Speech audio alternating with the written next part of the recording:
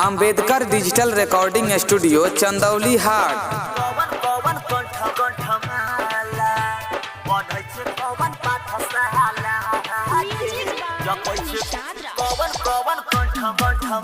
अगे हाला हाला भेलो गौआ मुहाला पढ़ै छै कवन पाठशाला गे जपै छै कवन कंठमाला तोरा चकर तोरा चकर में चलै छुरी भाला पढ़ै छै कवन पाठशाला गे जपै छै कवन कंठमाला अगे हाला हाला भेलो गौआ मुहाला पढ़ै छै कवन पाठशाला गे जपै छै कवन कंठमाला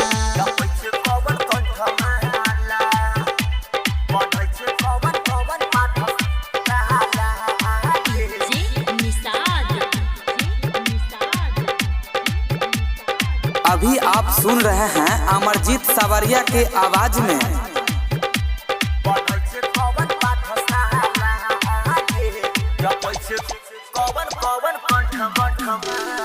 पहले तू अजबे कहानी चढ़ल छौ जवानी कि सबके तबाह करबे छौ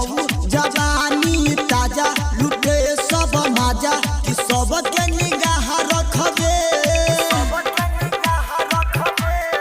छौरी पहले तू अजबे कहानी चढ़ल छौ जवानी कि सबके तबाह करबे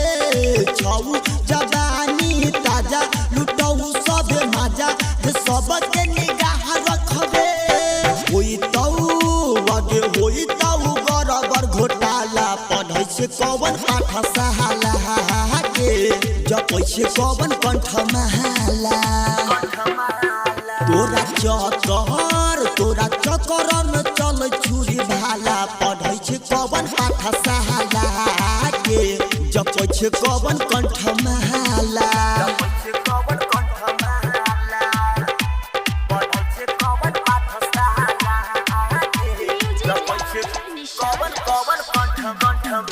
आगे कवन यहाँ डाक छै तनी न लजाय छै तू सबके फंसावै छै कके नजरिया से धोखा खियाई के चोखा तू सबके नचावै छै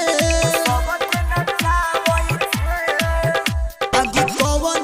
यहाँ डाक छै तनी न लजाय छै तू सबके फंसावै छै कके नजरिया से धोखा खियाई के चोखा तू सबके नचावै छै डीजे डीजे अमरजीत से लुभाई छै निषाद संगे पढ़े जाई छै गे अमित संगे पढ़े जाई छै